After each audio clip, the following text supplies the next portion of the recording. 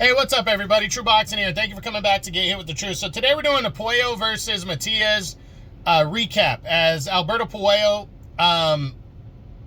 entered as the WBC Junior Welterweight Champion of the World on the July 12th DAZN pay-per-view undercard and defended his title for the first time, I believe, against Jesus, I'm drawing a blank. Against Subriel Matias, the former IBF champion. Now, before we get into that, if you could smash the like button, leave a comment, or subscribe to the channel, I really do appreciate any and all support that I can get as I continue to build my channel here. So when I did the preview and prediction video the week before this fight, Matias was a slight favorite, and he ended up owning that. And I'm pleasantly surprised. I'm glad I was wrong because I knew the fight was going to be close. I did not believe Matias was going to knock Puello out. It went the distance as I expected, but Matias was able to do enough to convince the judges to give him a very close decision. The report I read on the fight, I saw the highlights, was that it was a controversial decision, but I looked at the final numbers. I mean, they're not too far off from each other.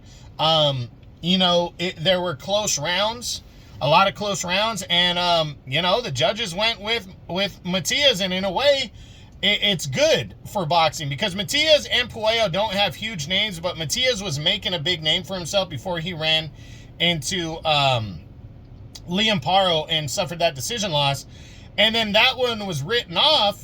Matias was even more so written off to an extent afterwards because he ended up fighting Richardson Hitchens. Liam Paro went on to fight Richardson Hitchens and got dominated over 12. So Matias took another step back, and the dude's already 32 years old, so he wants to impress. So he took a risky fight on a big card against a solid-ass fighter in Puello, who wins all of his big fights. He's won by close decision. His win over Akhmedov a few years ago for the vacant WBA title was by a close split decision. His victory over Gary Antoine Russell to claim the WBC, or the interim title last year, right before he got upgraded, was a very close decision.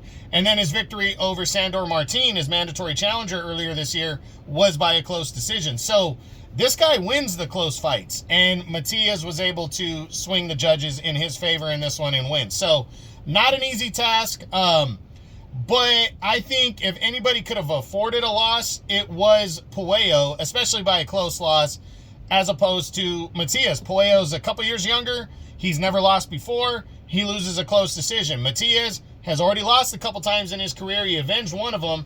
But another loss at this point really would have hurt him, I believe, in terms of his staying power. So now he gets the victory by a close decision. There hasn't been any talks of a rematch because we know that Turki Al-Sheikh is pushing for Matias and Dalton Smith to fight later this year, who is the mandatory challenger in the WBC.